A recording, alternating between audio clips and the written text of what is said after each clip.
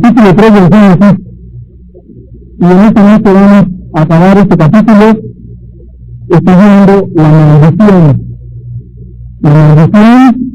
sobre Satanás, sobre el hombre, sobre la tierra y sobre la mujer.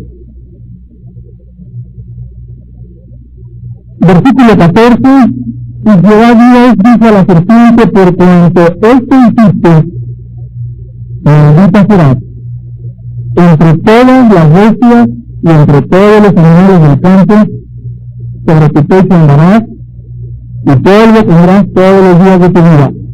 Versículo 16. La mujer dijo, multiplicaré en gran manera los dolores en tus preñeces. Con dolor darás a luz los hijos, y tu deseo será para tu marido, y él se enseñoreará de ti.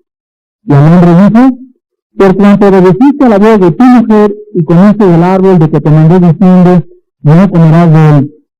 Maldita será la tierra por tu causa. Con dolor comerás de ella todos los días de tu vida. Espinos y cardos te producirá, y comerás plantas del campo. Con el sudor de tu rostro comerás el pan hasta que vuelvas a la tierra, porque de ella fuiste tomado. Pues polvo eres, y al polvo volverás. Quiero que en esta noche podamos nosotros, siguiendo un orden consecutivo, analizar la maldición o la consecuencia que cayó sobre el animal como serpiente, Satanás, el hombre, la mujer y todo el universo que nos rodea, por la causa de nosotros como seres humanos. En primer lugar, quiero que vean ustedes la palabra original que se usó aquí para maldecir, porque en el hebreo, en el idioma original hebreo, existen aproximadamente 3 o 4 palabras que son no sinónimas, pero que sí quieren decir diferentes cosas. Por ejemplo, ustedes leen el libro de Josué, van a encontrar una palabra que se usa constantemente, que se tradujo al castellano, anatema. También en el original griego, en el Nuevo Testamento, en Gálatas 6, por ejemplo, dice que cualquiera que oiga otro evangelio que no sea este, sea anatema. Se tradujo al español del latín maldito. Literalmente esta palabra significa decir mal de alguien. Pero la palabra maldecir aquí en Génesis 3 no es la palabra anatema de Josué. Porque la palabra anatema, por ejemplo, les dijo Dios a Josué, cuando entren a algún lugar y lo conquisten, no tomen ningún lugar del anatema. Y si ustedes toman ese lugar, ustedes se vuelven anatemas. La palabra anatema aquí significa destinado a la destrucción. Destinado a la destrucción. En el Nuevo Testamento significa lo mismo. Cuando encuentren ustedes la palabra maldito en el Nuevo Testamento, significa destinado a la destrucción o a la separación de Dios. Pero aquí la palabra hebrea es la palabra arar, así como suena, como arar el campo, A-R-A-R. Y es la palabra hebrea arar y significa literalmente obstaculizar, bloquear el camino, quitar el poder o resistir. Y este verbo es uno de los 6 verbos hebreos que se tradujo maldecir. Entonces, con este significado vamos a tratar de poder descubrir lo que significa maldita serás, maldito serás, maldita será la tierra. Porque no significa decir maldez. Dios dice en el versículo 14 a la serpiente, por cuanto esto hiciste, maldita serás entre todas las bestias y entre todos los animales del campo. Vemos nosotros que esta maldición significa la ruina o el decaimiento total de la serpiente como tal. La ruina o el decaimiento, el obstáculo que ella tuvo enfrente para poder seguir como ella era antes, porque se supone que esa serpiente no se arrastraba antes sobre el polvo de la tierra. No era una serpiente como la que nosotros conocemos actualmente. Nosotros vemos que las serpientes azotan la lengua mientras se desplazan en el suelo, debido a que el órgano táctil de la serpiente se encuentra en la lengua precisamente. Y también las serpientes utilizan la lengua para recoger partículas y ponerlas en 2 pequeñas cavidades que tienen arriba en el paladar. Estas actividades que tiene la serpiente, al irse desplazando sobre su pecho y ir sacando la lengua e ir arrastrando la lengua literalmente sobre el polvo, no significa que está comiendo polvo. porque la serpiente tiene conectado el sentido del olfato con su lengua. Entonces las serpientes, cuando va recogiendo partículas al ir arrastrando la lengua le ayuda a la serpiente a olfatear. Fíjense qué cosa más interesante.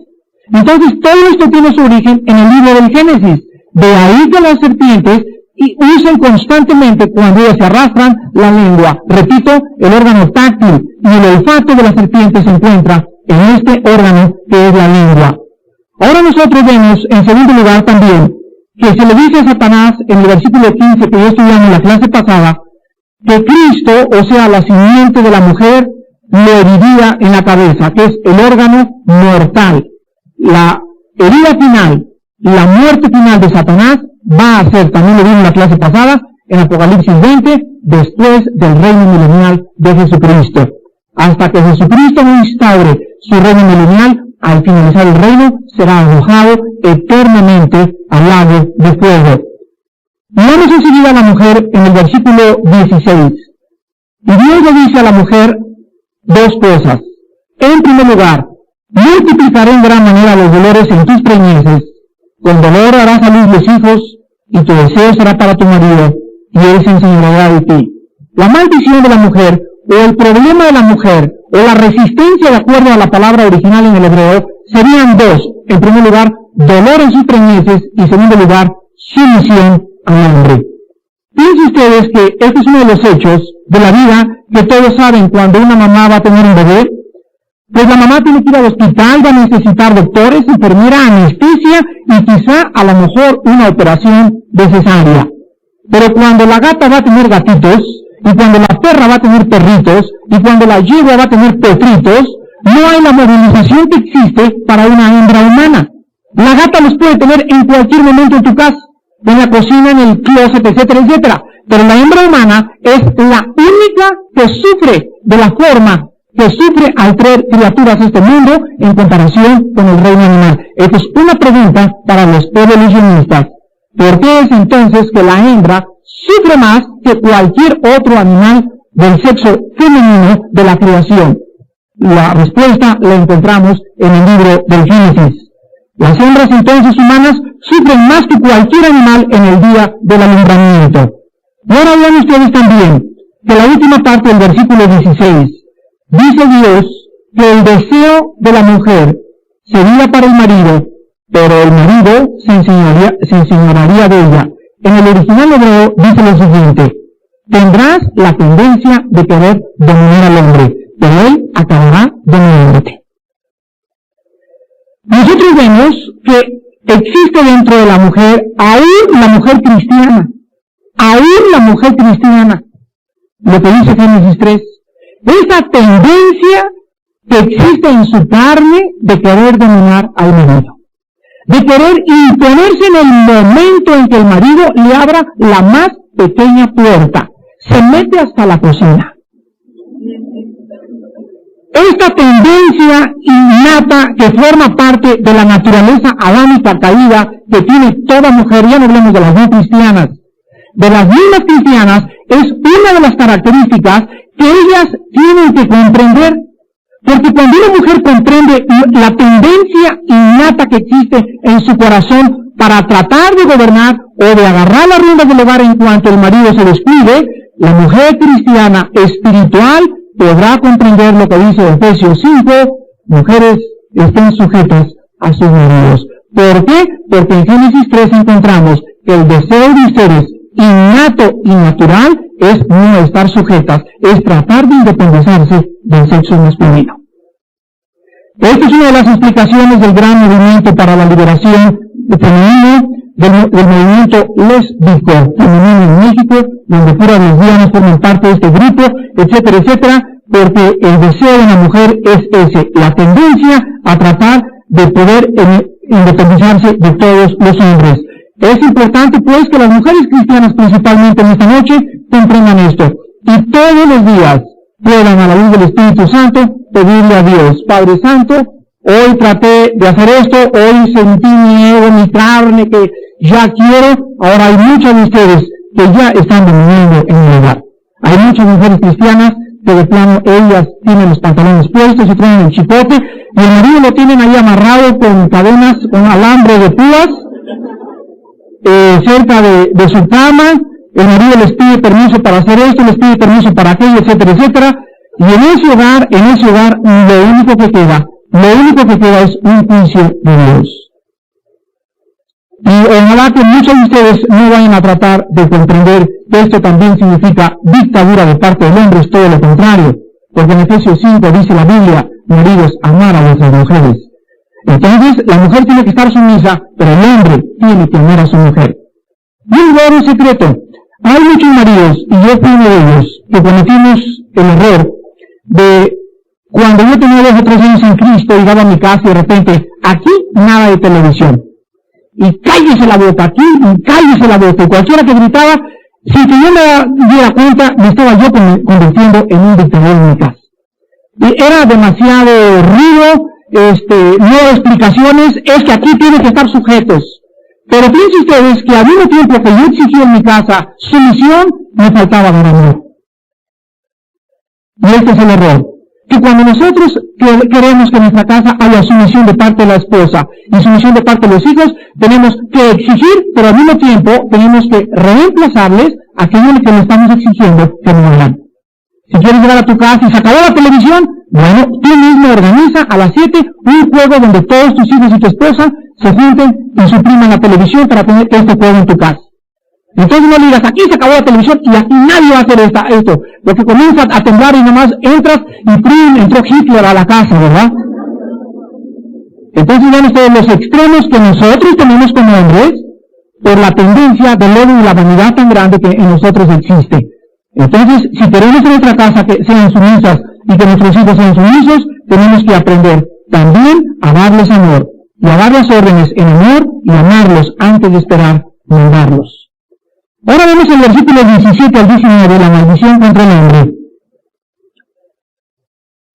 Y dice la Biblia, y al hombre dijo, por cuanto obedeciste a la voz de tu mujer, y comiste del árbol de que te mandé diciendo, no comerás de él, maldita será la tierra, todo el planeta tierra, por tu causa. Con dolor comerás de ella todos los días de tu vida. Espinos y cardos te producirá, y comerás plantas del campo. Con el sudor de tu rostro comerás el pan hasta que vuelvas a la tierra, porque de ella fuiste tomado, pues polvo eres, y al polvo volverás. Quiero que observen en primer lugar en el versículo 17, que dice el Espíritu Santo, por cuanto obedeciste a la voz de tu mujer. ¿Por quién entró el pecado? Por la mujer. Y el hombre, no, o sea, el ataque, aquí estaba Adán y Eva. Y aquí estaba Satanás.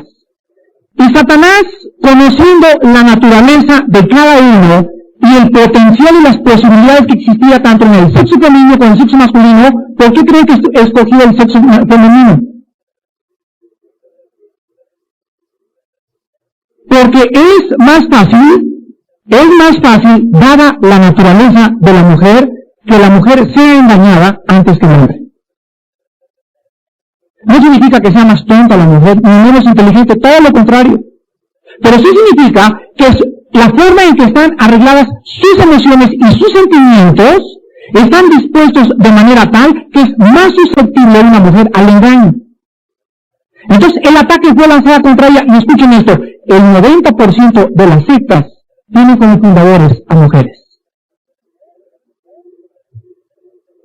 Ahora, el hombre obedece a la mujer, cae, y lo primero que vemos es que la tierra es maldecida por la causa del pecado del ser humano. Fíjense ustedes que esto lo podemos ver en todos los desastres que todos los días suceden en alguna parte del mundo.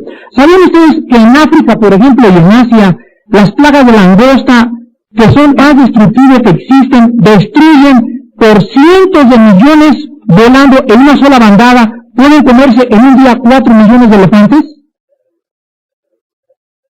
Esto se encuentra en el libro de récords Guinness. Número 2, en la sequía que hubo en China, en 1877-79, murieron 9 millones de personas de hambre. Actualmente, las sequías que existen en Etiopía, al norte de África, tienen aproximadamente ya 7 años y se han muerto millones de niños ahorita en el Calvario africano de hambre.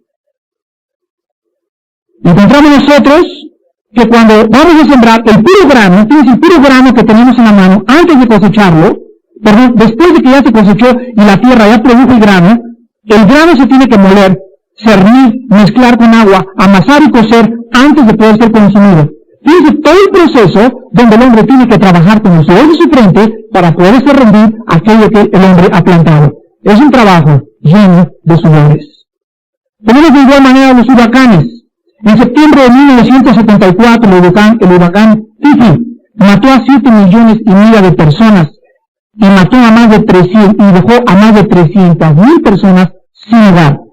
Científicamente no se ha podido descubrir el origen de los huracanes, porque si se hubiera podido descubrir, podrían evitarse los desastres y las calamidades que con toda nuestra tecnología no podemos evitar. Todos los desastres, huracanes, tempestades, terremotos, por más que intentemos predecirlos o poder ayudar a evitarlos, están fuera de nuestro alcance. Tenemos nosotros pues que la tierra en la cual vivimos ahorita ya no es aquel paraíso donde vivía Adán y Eva. Ahora es azotada por huracanes, por sequías, por desastres, por tormentas, por inundaciones, por terremotos, y todo aquello que acontece alrededor de este planeta donde vivimos tiene un solo origen, el pecado del ser humano. Dice en Hebreos capítulo 1, versículos del 10 al 12, ¿de qué forma el decaimiento y el deterioro? Hebreos capítulo 1, versículo 10 al 12, ¿de qué manera se está llevando a cabo esta desintegración del planeta en el cual nosotros vivimos? Y tú, oh Señor, en el principio fundaste la tierra, y los cielos son obra de tus manos. Ellos perecerán. Aquí está. Ellos perecerán, mas tú permaneces. Todos ellos, vean las palabras que se usan. Perecerán, aquí se usa envejecerán. Envejecerán como una vestidura. Como a un vestido los envolverás, en tercer lugar, serán mudados, pero tú eres el mismo y tus años no acabarán. Este es el pasaje que usé en el libro de Creación y Evolución, demostrando que el enunciamiento que existe aquí en estos pasajes es lo que nosotros vemos con todos los sistemas organizados complejos que tuvieron lugar al principio en la creación y como lo fueron en la primera semana de la creación. Ahora tenemos que todo absolutamente, sin ninguna excepción en el planeta Tierra y en el universo que nos rodea, todo sin excepción se está deshaciendo, desintegrando y todo tiende al deterioro. En Romanos 8 se le llama esclavitud de corrupción. Se le llama que la creación fue sujetada a vanidad. Y vemos nosotros entonces que en lugar de vida y crecimiento, ahora tenemos muerte y decaimiento. En lugar de evolución, señores evolucionistas, tenemos degeneración. En lugar de subir, estamos bajando. Esta es la verdadera ley del desorden y del decaimiento y que universalmente enuncia la física a través de la segunda ley de las termodinámicas. Aquí encontramos que todo sufre un deterioro, una pérdida de energía y no existe absolutamente nada que se esté creando ni tampoco que se esté removiendo. Es la ley del deterioro. Aquí lo encontramos en el libro del Génesis, capítulo 3. Segunda de Pedro, capítulo 3.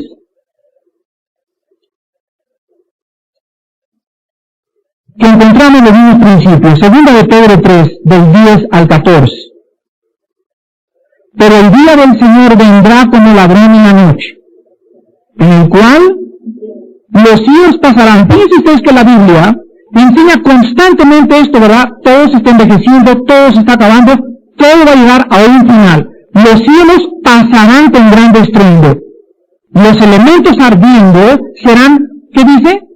Desechos.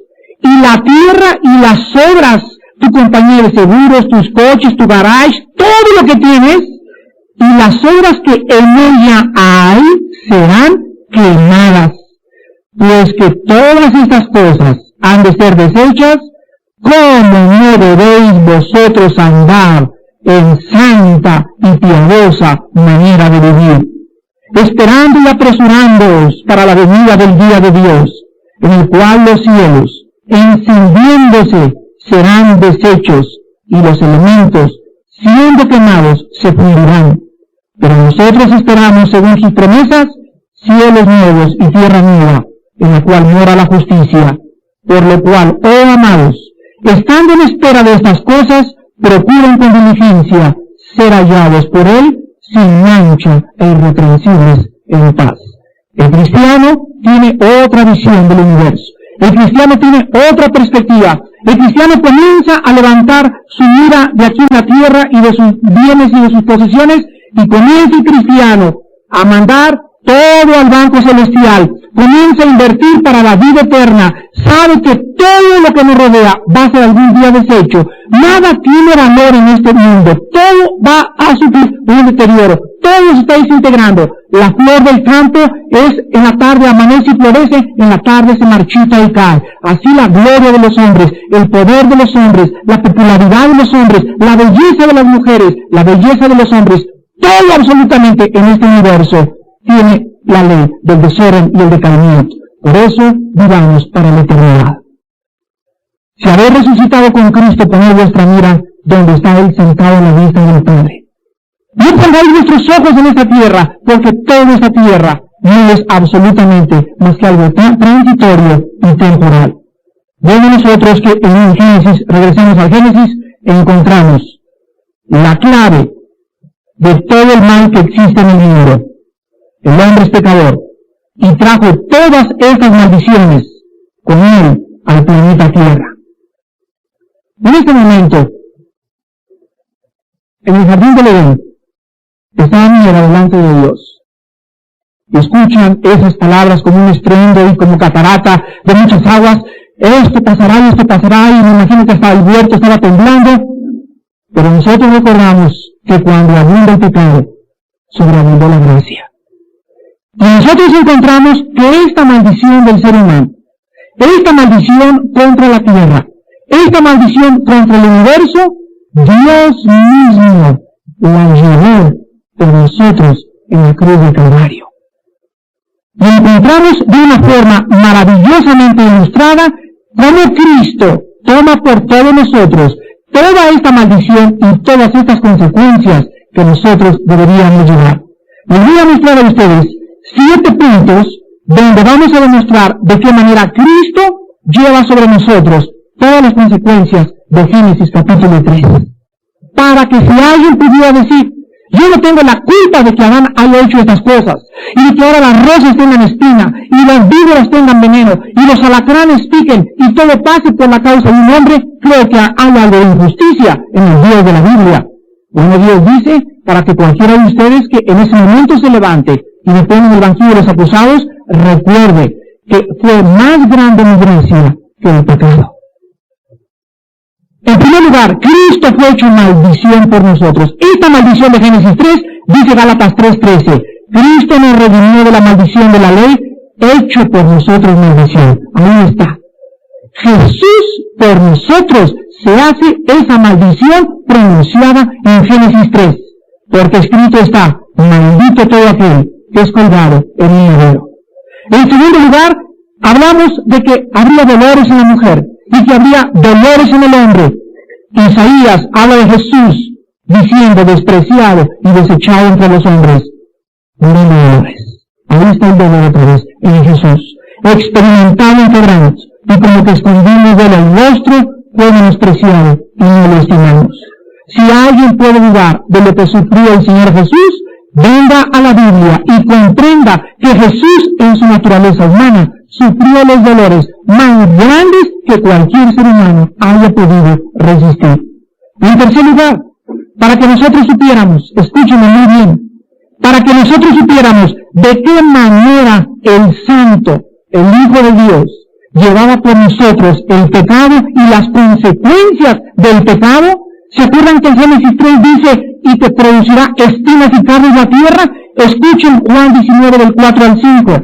Y los soldados se protegieron, una corona de espinas la pusieron en su cabeza. Y le vistieron en manto de púrpura, y salió Jesús llevando la corona de espinas y el manto de púrpura, y Pilato les dijo, he aquí el hombre. Aquí tenemos a Jesús llevando la misma consecuencia de la maldición de la tierra en su propia cabeza. Si ustedes no sabían, las espinas eran aproximadamente de 3 a 4 pulgadas de largo. Cuando penetraron toda la cavidad craneana de Jesucristo, le produjeron un dolor tan insoportable que no podía él levantar las manos, porque la espalda flagelada de Jesús le impedía poder ni siquiera hacerse esto. Y cuando se la clavaron enterrándosela en toda la parte occipital y oriental del cráneo, y Jesús comenzó a sangrar, y era tal cantidad de sangre la que le caía sobre su cabeza, que literalmente los párpados y las pestañas no podían ni siquiera levantarlas, y allí la corona de espinas llevaba cargando una cruz sobre sus hombros. Esta cruz, aparte de la sangre que tenía en la cara, aparte de la espalda flagelada, y los dolores y los calambres, la inanición y la falta de sueño, la falta de comida, la falta de agua durante más de 12 horas, hacía los sufrimientos casi imposibles de poder ser descritos. Por eso tropezó Jesús, por tanta sangre, ya no sabía ni por dónde estaba caminando. Pero lo hizo por ti, y lo hizo por mí. En cuarto lugar tenemos nosotros que en relación al sudor, en Génesis 3 encontramos, con el sudor de tu frente tendrás que trabajar todos los días. Leemos en Lucas 22:44 que cuando estaba en el huerto de Getsemaní, en agonía, oraba más intensamente, y era, escuchen esto, su sudor como grandes gotas de sangre que caían hasta la tierra. Cristo no solamente sudó el sudor que nosotros exhalamos a través de nuestras capilaridades, sino que el sudor de Cristo y el dolor fue tan intenso, pero tan intenso, hay una palabra científica que creo que se llama hermatoposis, no estoy seguro si existe la palabra, me dijo un cardiólogo, que significa que la sangre sale a través de las capilaridades, y literalmente cuando la agonía es tan intensa en la persona, rompe las capilaridades de la sangre, atraviesa la piel y comienza a caer. Dice en Juan 19, del 4 al 5, que la sangre caía hasta la tierra. Qué increíble que nosotros podamos ver que el sufrimiento de Jesús, y fíjense ustedes, todavía no estaba en la cruz del Calvario. Jesucristo estaba en la antesala, en la capilla que lo iba a llevar a la cruz. Y el sufrimiento en el huerto de Getsemaní fue tan grande que la sangre le salió por la piel. Pregunta, ¿qué fue lo que causó la agonía en el huerto antes de ser colgado, antes de que tuviera espinas, antes de que su santa espalda fuera flagelada? ¿Qué hizo que Jesús pudiera exudar sangre? ¿Saben ustedes qué fue? El puro y solo pensamiento de saber que en la cruz el Padre le había de abandonar. Y en ese momento comenzó a sentir en su corazón y en su alma, dice la Biblia, una agonía, y dice el escritor de Lucas y de Juan, era una agonía hasta la muerte. Sentía que ahí en el huerto se estaba muriendo. Encontramos nosotros en quinto lugar, que le dice Dios en Génesis 3 a Adán, regresarás al polvo de la tierra. En el Salmo 22, el Salmo mesiánico, versículo 15, se profetiza y dice, como un tiesto se secó mi vigor, mi lengua se pegó a mi paladar, y me has puesto en el polvo de la tierra. Cristo, palabra por palabra, dolor, espinas, el polvo, toda la maldición que el hombre recibió en Génesis 3, él lo llevó durante toda su vida. Aquí la Biblia dice que Jesucristo estaba colgando, y el Salmo 22 es el Salmo donde Jesús pronuncia todo aquello que David vio 1000 años antes de que Cristo muriera en el Calvario. Y dice Jesucristo en la cruz del Calvario que se secó su vigor, o sea, ya no tenía fuerzas. Era tan grande su desangramiento. Ustedes saben que cuando respiraba Jesús en la cruz del Calvario, todavía esta respiración hacía que su cavidad torácica se expandiera e hiciera más grande el sufrimiento en los clavos. Cada vez que él tenía que respirar en el Calvario, tenía que subir esto, y cuando bajaba y exhalaba el aire, su cuerpo se caía y se rasgaban en sus manos con esos clavos. Y al mismo tiempo, tenía sed, dice la Biblia que su lengua se pegó a su paladar. El polvo que había allá abajo y los gritos y todas las cosas sin tomarle, y al mismo tiempo no le acercaron una Coca-Cola, le acercaron una esponja llena de vinagre para hacerle más amarga todavía la sed. Encontramos nosotros también que dice la Biblia que su lengua se le pega en el paladar y le pones en el polvo de la tierra. Una vez que vi un comercial en la televisión no me acuerdo qué refresco, pero sale ahí un señor que anuncia, creo que es Tino, y viene en el desierto todo así, la boca seca, blanca, 3 días sin tomar agua, agua, y de repente, en lugar de que le hagan un tip, le dan una bolsa de papitas fritas, para hacerle todavía más fuerte la sed. Y viene y se las come las papitas y después se bebe su té. Yo me acordé con ese comercial de que esa sed y ese chiste que quisieron hacer para anunciar un producto fue exactamente la sed que mi Señor tuvo en el Calvario. Era tan grande que su boca estaba partida y su lengua pegada literalmente al paladar. Imagínense ustedes de qué manera se agradó al tomar vinagre en lugar de cualquier otro líquido. En sexto lugar encontramos nosotros que en el Génesis 3, Dios pone un querubín a la entrada del huerto con una espada.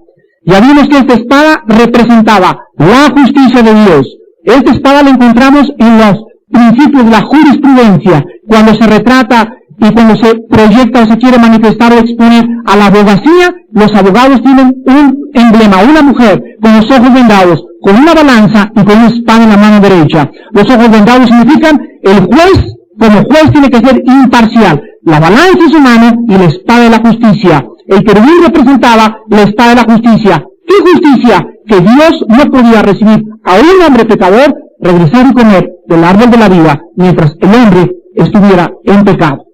Vemos nosotros en Zacarías capítulo 13, versículo 7, que se profetiza que esa espada que impedía que entrara el hombre al huerto, esa espada fue desenvainada contra Jesucristo también. Dice Zacarías 13:7, levántate, oh espada, contra el pastor y contra el hombre, compañero mío, dice Jehová de los ejércitos. Y hiere al pastor, y serán dispersadas las ovejas, y haré volver mi mano contra los pequeñitos. En la cruz del Calvario, ese hombre que estaba ahí muriendo, ese hombre con la lengua pegada al paladar, ese hombre con la cabeza deshecha, los brazos deshechos, la espalda deshecha, el cuerpo deshecho, ese hombre estaba llevando lo que todos nosotros merecíamos, la maldición del pecado. Maldito el que es colgado en un madero, tus pecados te tienen que alcanzar. Y en ese hombre estaba siendo descargada la justicia de Dios. La paga del pecado es la muerte. Ese hombre tenía que morir. Si ese hombre iba a ser el sustituto, si ese hombre iba a llevar todo lo que nosotros merecíamos, Dios tenía que descargar toda su ira, todo aquello que tenía que descargar sobre mí, lo tenía que descargar con él. Y esta espada fue desenvainada en la cruz del Calvario. El mismo Padre tuvo que castigar a su Hijo por todos nosotros, aun cuando su Hijo no merecía ser castigado. En último lugar encontramos, en séptimo lugar, que en el capítulo 3 del Génesis, y en el capítulo 2, Dios le dice a Adán, el día que tú comas de ese árbol, vas a morir. Y sabemos nosotros que Adán comió, y Adán no murió. Pero en ese momento, Adán sufrió 2 muertes. Él comenzó en ese momento a decaer su cuerpo. Su cuerpo comenzó en el momento que Adán comió aquel sentido de la degeneración. Sus células comenzaron a morir físicamente, pero al mismo tiempo Adán, lo vimos ya, se separó, o sea, murió espiritualmente hacia Dios. Corrió, se escondió y no quiso saber nada de Dios. Bueno, pues Jesucristo también nosotros vemos que esta separación que hizo que Adán se separara de un Dios santo, esta separación que es por causa del pecado y que hizo que Adán se separara del Dios santo, esta separación la llevó Jesús en el Calvario. Y esto nos explica el clamor más grande que se ha testificado antes de que alguien haya muerto. cuando Jesús moría en la cruz del Calvario, en el Salmo 22:1 se profetizan sus palabras: Dios mío, ¿por qué me has abandonado? ¿Qué pasó en la cruz? En ese momento hubo una separación. El Hijo se separaba del Padre.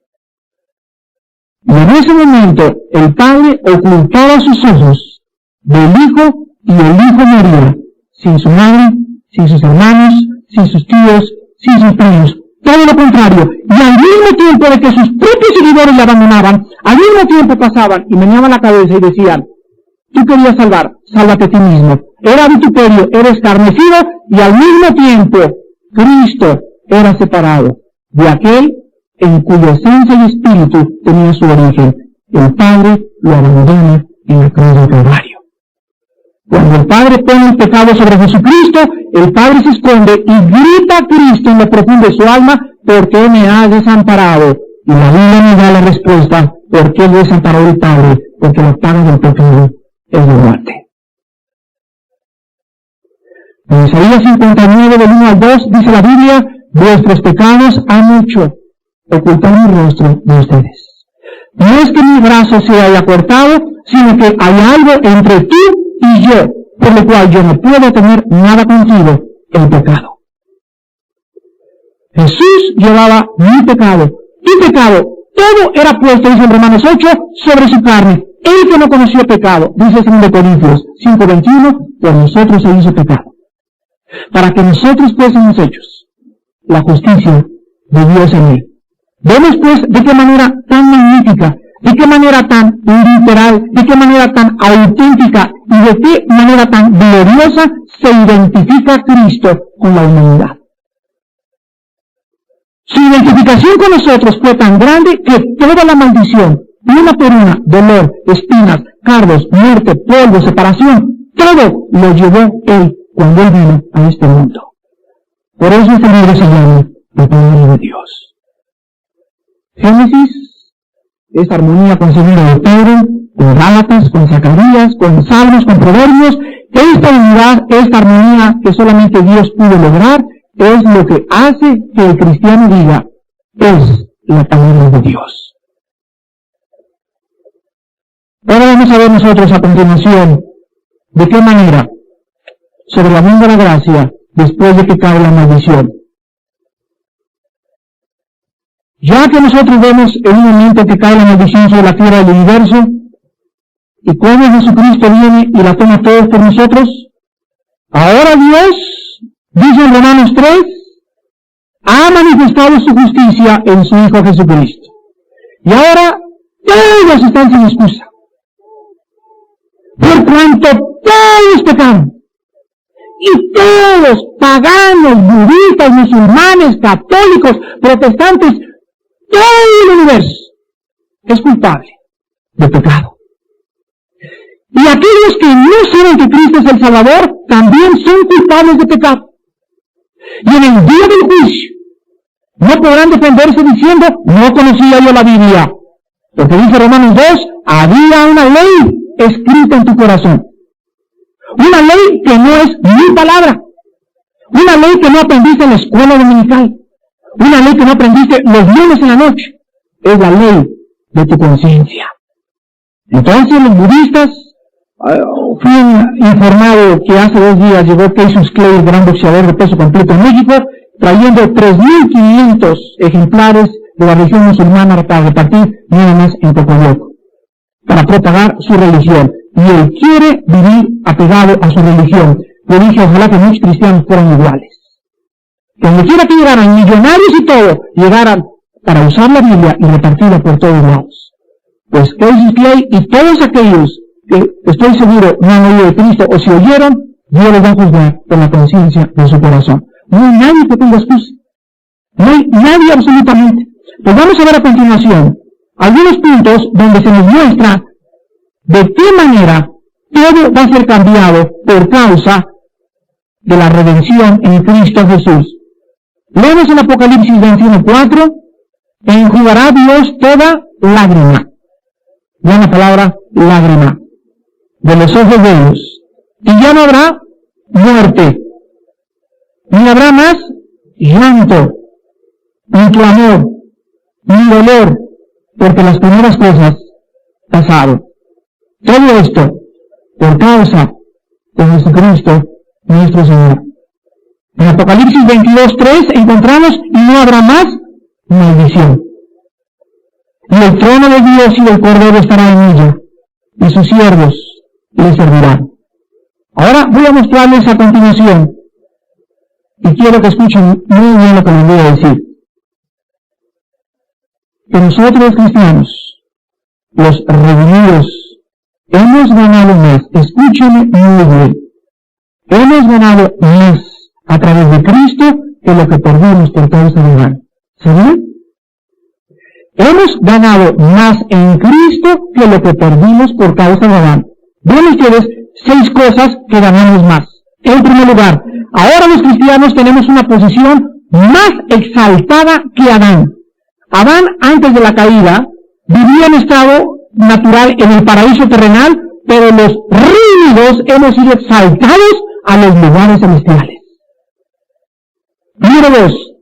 Antes de la caída, Adán llevaba una vida natural, pero ahora nosotros hemos sido hechos participantes, ni más ni menos, de la misma naturaleza divina de Dios. En tercer lugar, Adán vivía en estado de inocencia, un estado negativo. Ahora nosotros vivimos en estado de justicia. No sé cuántos de ustedes tienen suficiente doctrina para comprender lo que significa. En Romanos 5:1, justificados pues por la fe, tenemos paz para con Dios a través de Jesucristo. ¿Qué significa esta palabra justificado? La palabra dicaído en el original griego. La oímos por toda la vida, ahora somos justos. Bueno, ¿qué es eso de justo? Bueno, justo significa lo siguiente, escúchame muy bien. Adán estaba en este nivel, y cuando cayó Adán, cayó a este nivel. Fíjense ustedes, Adán estaba en este nivel, y cuando cayó a este nivel. Cuando Dios nos perdona, regresamos a la posición de Adán, pero cuando nos justifica, subimos a una posición más exaltada, porque la justificación significa declararnos justos como si nunca hubiéramos pecado. Como si Adán no hubiera pecado. La justicia de Dios en Jesucristo nos es imputada, nos es atribuida, nos es regalada por los méritos, por la muerte, por los sufrimientos de Jesucristo. Dios dice, porque Él murió, tú eres justo. Porque Él murió, yo escucho tu oración. Porque Él murió, yo te puedo perdonar. Porque Él murió, tú puedes entrar al cielo. Todo es en Cristo. Encontramos en cuarto lugar, Adán era el señor del Edén, pero nosotros somos herederos de todas las cosas. En quinto lugar, la gracia, esta bendita manifestación de Dios hacia nosotros, que es recibir algo sin que nosotros lo merezcamos. Por favor, cristianos, hermanos, dejen de orar. Pablo, no merezco nada, ¿verdad? Mira, ni has merecido, ni mereces, ni merecerás jamás nada. Va a caer.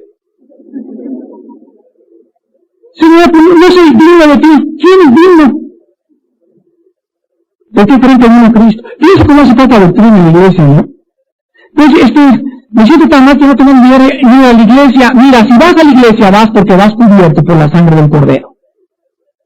Y si en este momento Dios te acerca y tú caíste en pecado profundamente, la sangre del Cordero está tan fresca como hace 2000 años para ahorita ponerte en la misma posición en que tú tenías cuando recibiste a Jesús.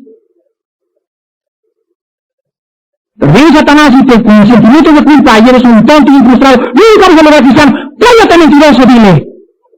Mentiroso. La justicia de Cristo en mí me hace una persona agradable y aceptable ante Dios, no por mí, no hay nada en mí que Dios vea, no hay nada más que pecado dentro de mí.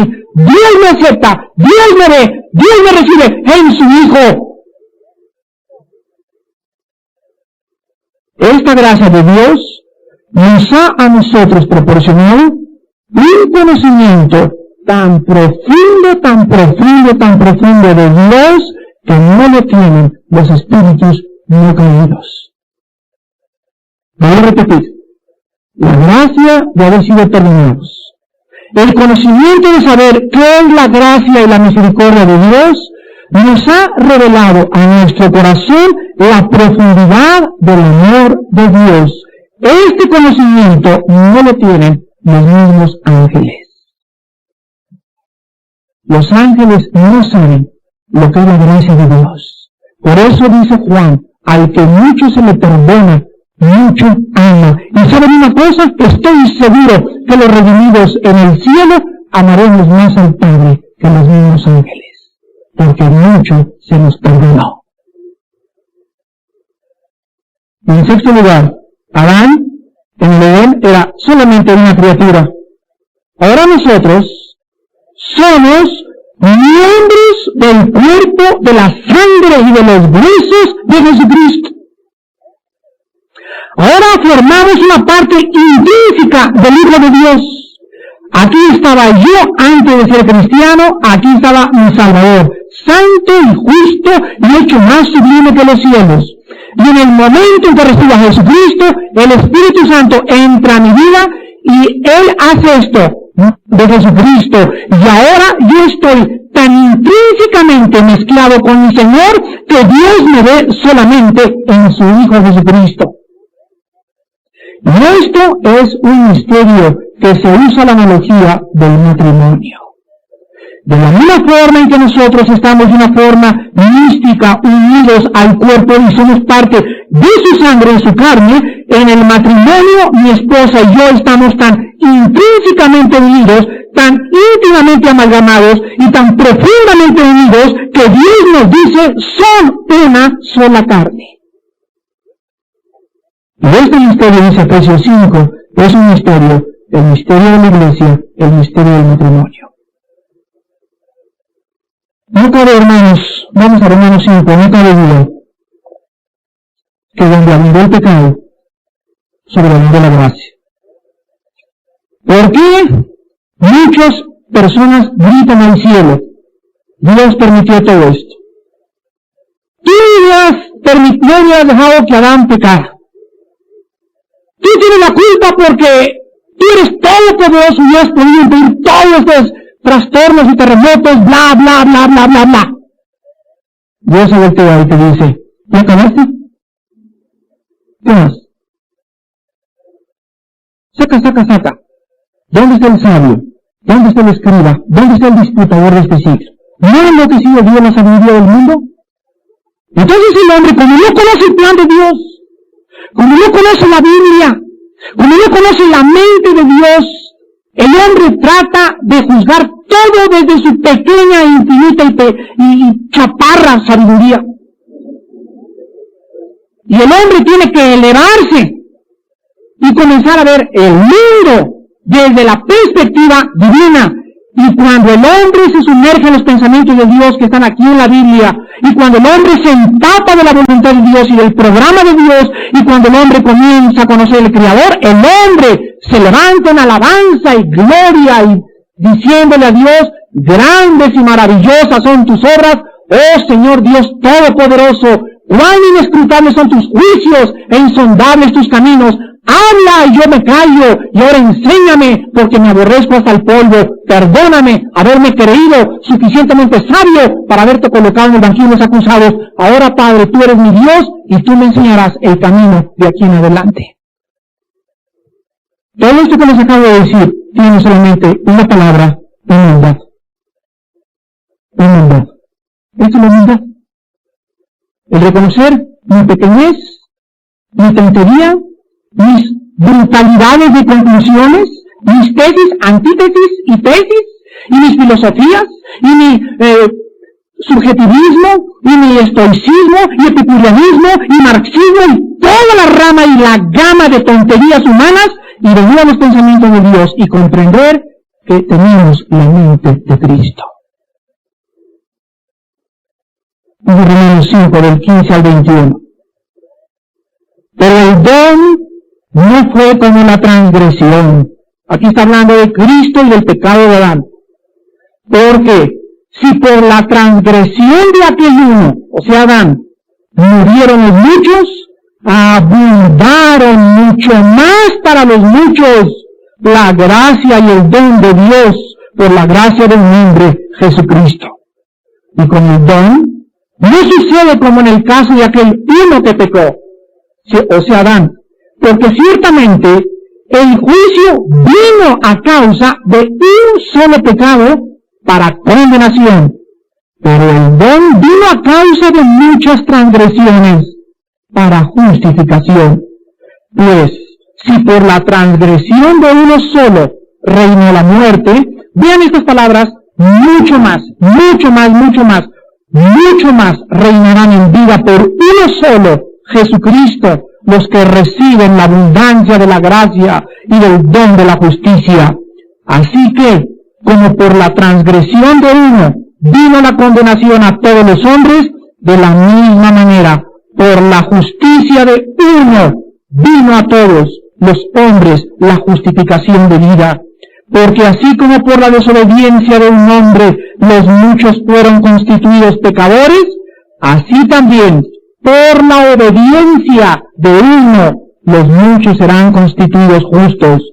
Pero la ley se introdujo para que el pecado abundara, mas cuando el pecado abundó, sobreabundó la gracia, para que así como el pecado reinó para muerte, así también la gracia reine por la justicia para vida eterna, mediante Jesucristo, Señor nuestro. Aquí está explicado de qué manera es más grande lo que recibimos que aquello que heredamos. Cuando recibimos el don y le decimos a Dios como la calabacita, no sé por qué nací chueca, lo único que sé es que necesito enderezar mi vida, necesito liberar de tanta confusión mi mente, necesito darle causa y propósito y sentido a mi vida, y si está en ti, Jesús, ven a mi vida en esta noche, te necesito. Romanos 8, del 33 al 34, quiero acabar con las tres preguntas que corresponden a los tres aspectos de la maldición sobre el hombre. Repito, Romanos 8, del 33 al 34, encontramos tres preguntas y cada pregunta está relacionada con los tres aspectos de la maldición original de Génesis 3. Vean ustedes la primera pregunta. ¿Quién acusará a los escogidos de Dios? Vean ustedes aquí que ya no hay culpa sobre nosotros. ¿Se dan cuenta? ¿Quién nos acusará? Ya no hay nadie. La culpa del pecado, Él lo llevó sobre su cuerpo en el madero. Segunda pregunta, versículo 34. ¿Quién es el que condenará? En segundo lugar, ya no hay condenación para nosotros. Ya no hay juicio. Ya no hay infierno. Ya no hay tortura y dolor en el lago que arde con fuego y azufre. Dice Romanos 8:1, ninguna condenación hay pues para los que están en Cristo Jesús. No dice ninguna condenación hay para el que está en la iglesia católica, ninguna condenación hay para el que está en la iglesia protestante, ninguna condenación hay para el que está en la iglesia evangélica, ninguna condenación hay para el que sea mormón, presbiteriano, bautista, pentecostal, bla, bla, bla, bla, bla. Dice en Cristo. Es Él nuestra justicia. Él es la causa de que nosotros podamos ser aceptados delante de Dios, no nuestra religión. Es Él la persona del Salvador. Y la última pregunta, versículo 34 también, versículo 35, ¿quién? Vean ustedes, nos separará. Ya no hay separación. Ya no hay separación. Ahora la sangre de Jesús ha hecho que el hombre pecador, fíjense ustedes, no solamente se acerque al Creador, sino que forme parte de la misma cuerpo y la misma sangre de su mismo Hijo Jesucristo. Ahora yo me puedo, dice en Hebreos 4, acercar confiadamente. Ya no hay una barrera entre Dios y yo. Esa barrera, Cristo con su muerte la derrumbó. Ahora ya nadie nos podrá separar del amor de Jesucristo. Oremos. Bendito Padre que estás en el cielo y en la tierra. Grandes y maravillosas son tus obras. ¿Quién comprendió tu mente? ¿Quién te podrá enseñar y decirte lo que haces? Cuando nosotros comenzamos a crecer en tu conocimiento y en tu gracia, nuestro corazón se llena de gratitud, de alabanza